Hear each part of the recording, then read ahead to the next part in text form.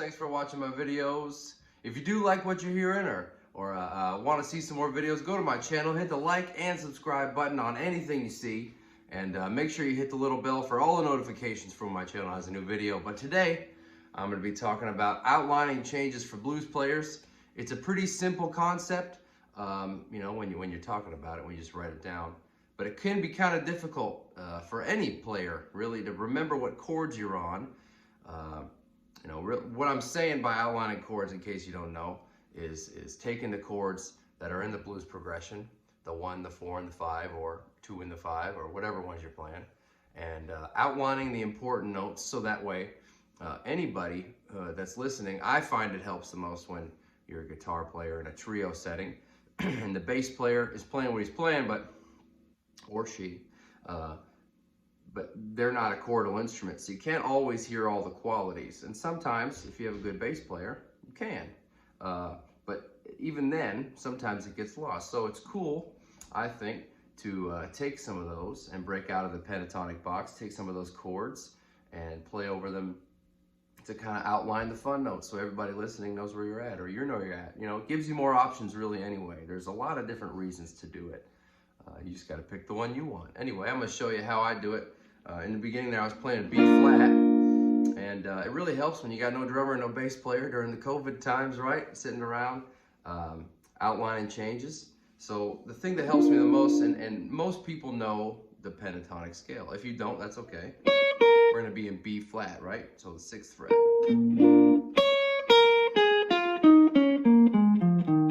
Everybody knows that one, right?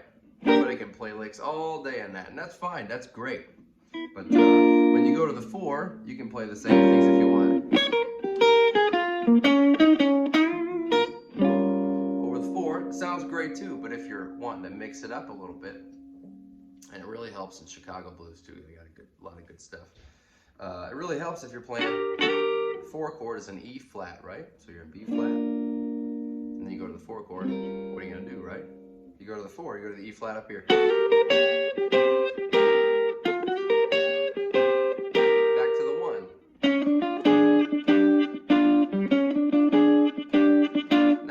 You go into the 5 chord, what are you going to do? You got to outline those 5 changes, right? So you know that the 5 is the F, right? So you could go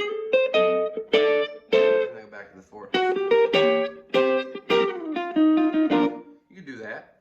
You can play double stops. I really like using double stops for this stuff. So here's a good little lick for you. So if you're outlining the changes in a B flat blues, doesn't matter the tempo, I'm just playing it at a shuffle because that's what I'm comfortable with anyway. So you go like this. Right, you're on the 1. That's a major double stop.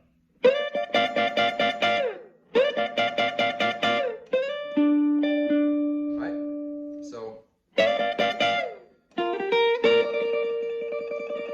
there's the major stop, right? So that's a B flat major. 1 and the 3. Right down here. Up here. So that's major, you're on the 1, right? Still on the 1. Back to the 4. And then you make that minor. And back to the 1.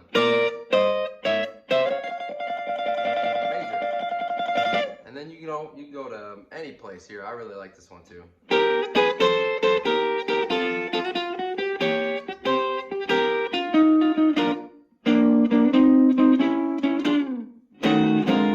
know, there's all kinds of stuff like that you can do, but it's really just about finding what works for the chord that's working for you, right? That you're on.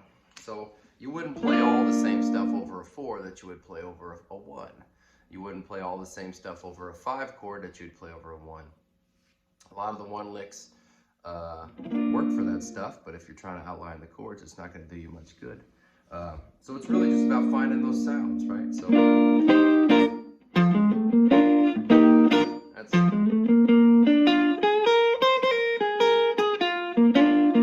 4.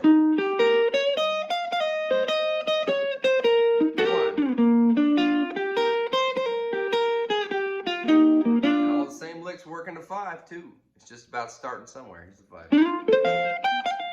4.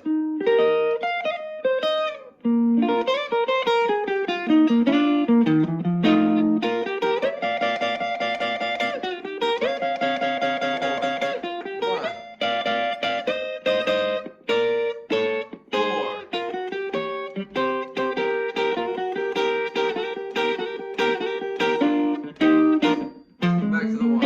5.